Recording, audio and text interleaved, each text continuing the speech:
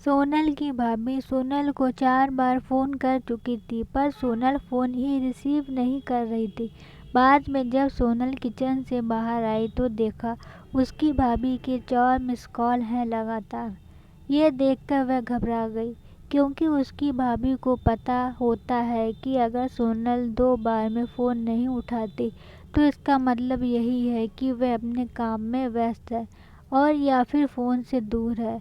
अब सोनल का मन घबरा रहा था, क्योंकि भाभी के 4 फ़ोन लगातार आने से उसे टेंशन हो गई थी, क्योंकि सोनल की अम्मी की तबीयत इन दिनों ठीक नहीं चल रही थी।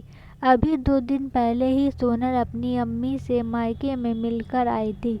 फिर भी सोनल ने हिम्मत करते हुए अपनी भाभी को फ़ोन लगाया, और फ़ोन जैसे ही भाभी ने उठाया तो सोनल को रोते हुए कहा, दीदी, अम्मी जी हमें छोड़कर चली गई हैं। रात को अच्छे से सोई थी। सुबह अपने भैया और मैंने खूब उठाने की कोशिश की, पर वह नहीं उठी। तब हमने डॉक्टर साहब को बुलाया और उन्होंने बताया कि मम्मी जी अब नहीं रहीं। एक दीदी, आप जल्दी से घर आ जाओ। इतना सुनते ही सोनल की आंखों से आंसू बहने लगे। पापा तो पहले ही उसे छोड़कर जा चुके थे और अब उसकी मम्मी भी नहीं रहीं। सोनल तो बिल्कुल बेहाल हो चुकी थी। अब सोनल ने रोते रोते ये बात सक्षम उसके पति को बताई। सक्षम ने उसे संभाला और उसे जल्दी से कार में बिठाकर मायके ले गया। सोनल जैसे ही अपने घर पहुंची, अपनी माँ के शरीर को देखकर उस पर लिपट गई और खूब रोई। आखिर में सक्षम ने उसे किसी तरह समझाया और माँ का अंतिम संस्कार किया। सारे विधि विधान होने के बाद सोनल की सुलाई रुकी नहीं रही थी और उसे भी बहुत याद आ रही थी। तब सोनल की मौसी ने उसे आंसू पोंछे और उसे संभाला और कहा, सोनल बेटा, दुखी मत हो। दीदी नहीं रही तो क्या हुआ, मैं हूं ना तेरी मौसी। मेरा घर भी तेरा मायका है। तेरा जब मन करे तब आ जाना अपनी मौसी के पास। वैसे कहते भी तो है ना, मौसी मतलब माँ जैसी। बेटी, मैं तेरा दर्द समझ सकती हूँ, क्योंकि तेरे पापा तो पहले ही नहीं रहे थे और आज दीदी भी चली गई। कहते हैं ना कि माँ के जाने के बाद लड़कियों का मायका ही टूट जाता है।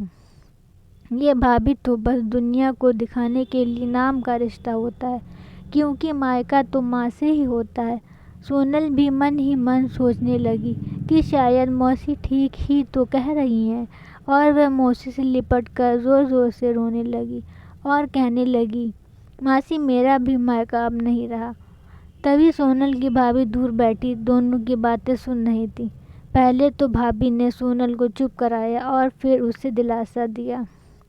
फिर भाभी ने मौसी से कहा, मौसी जी, आपने ऐसा कैसे कह दिया कि मायका केवल माँ से ही होता है। मैं मानती हूँ कि माँ का स्थान कोई नहीं ले सकता, लेकिन अभी दीदी के भैया भाभी जिंदा हैं और जब तक हम हैं दीदी का मायका हमेशा बना रहेगा। मैं पूरी कोशिश करूँगी दीदी को मम्मी जी की तरह प्यार और सम्मान देने की, और दीदी जब चाहे तब यहाँ आ सकती हैं। ये घर कल भी उनका था और आज भी और कल भी रहेगा। मौसी जी भी एक बेटी हूँ और मेरा भी मायका है, और मैं अच्छे से जानती हूँ कि हम बेटियों के लिए मायका कितना महत्वपूर्ण है। मौसी जी, आप दीदी को अपने घर ज़रूर बुलाइए और उन्हें अपने भैया भाभी के प्यार से दूर मत करिए।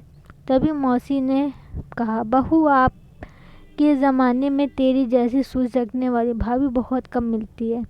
मुझे माफ़ कर दो, मैंने सोनल को गलत सलाह दी। तभी सोनल अपनी भाभी के गले लग गई और बोली, भाभी, आज आप मुझे विश्वास दिला दिया।